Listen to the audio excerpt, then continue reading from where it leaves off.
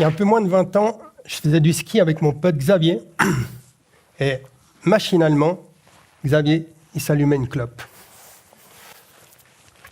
Machinalement, il la fumait avec ses gants. Et machinalement,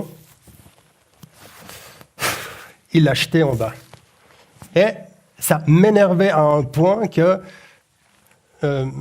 cette situation m'insurgeait. Je l'engueulais, voire même l'insultais, jusqu'au jour où il me dit mais trouve-moi un cendrier pour que je puisse mettre ma cigarette avec mes gants.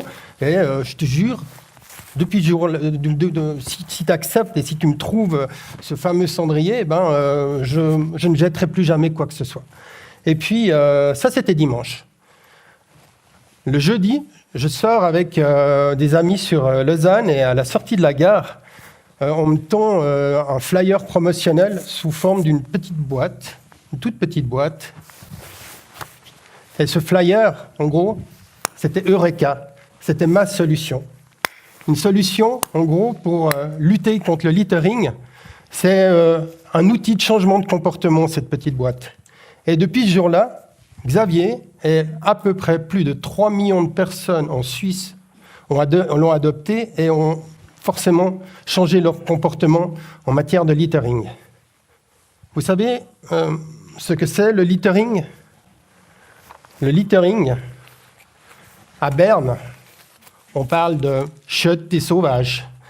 Chez nous, on dirait plus communément abandon de déchets sur la voie publique. À l'époque, donc il y a un peu moins de 15 ans, je faisais des études dans la communication. Et puis, pour payer ces études, je me suis retrouvé à enfin vivre un hiver complet en montagne, grâce à des petits jobs. Et ces petits jobs, ils m'ont permis de vivre effectivement cette saison et de constater avec effroi, avec consternation, le nombre de déchets qui réapparaissaient à la fonte des neiges, donc au printemps. Et je ne pouvais pas en croire mes yeux, et après avoir étudié, on va dire, les différentes ONG qui étaient actives dans la protection de l'environnement, j'ai dû, à force, me contenter de constater qu'il n'y avait aucune entité qui se battait contre ce phénomène.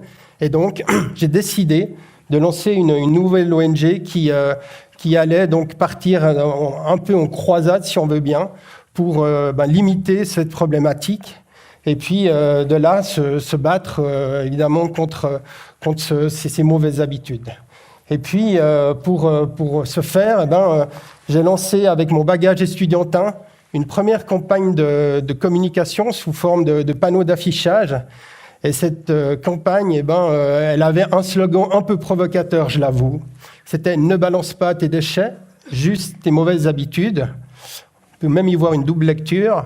Et puis en dessous donc, de ce slogan, on communiquait les 4 déchets les plus couramment retrouvés sous les remontées mécaniques, avec leur durée de vie dans l'environnement si on ne ramassait pas ces déchets à la fonte des neiges. Et puis, grâce à un financement de l'époque, je suis parti en croisade avec mon pote Arsène, encore un autre, avec qui on a parcouru toute la Suisse, une centaine de stations de ski. On a posé 2000 de ces panneaux au départ des installations, aux caisses, dans les offices du tourisme, dans les files d'attente, et évidemment sur les terrasses des restaurants. Et on le sait, ce genre de message, ce genre de campagne, même si on peut les lire très vite, elle induit directement un changement de comportement. Et puis, on va dire, une bonne dizaine de campagnes de communication plus tard, on a décidé de descendre également jusque sur les lacs.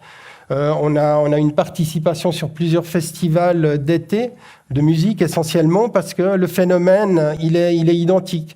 Les gens, quand ils passent leur temps et ils pratiquent leurs loisirs, ils sont beaucoup plus ouverts et sujets à accepter et à recevoir un message de changement de comportement.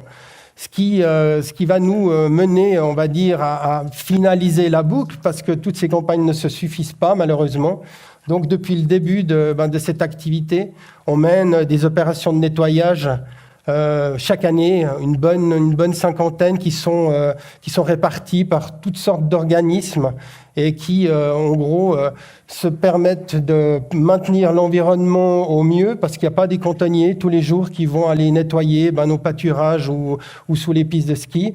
Et de là, de préserver effectivement notre écosystème et surtout la qualité de nos eaux parce que tous ces déchets, s'ils ne sont pas ramassés, arrivent tôt ou tard via le ruissellement dans les rivières et nos lacs. Donc, je vous invite tous à vous inscrire, en tout cas pour la saison qui va suivre au printemps prochain, à une belle organisation pour faire une sortie nature. Vous verrez, c'est sympa. Mais surtout, allez près de chez vous la faire.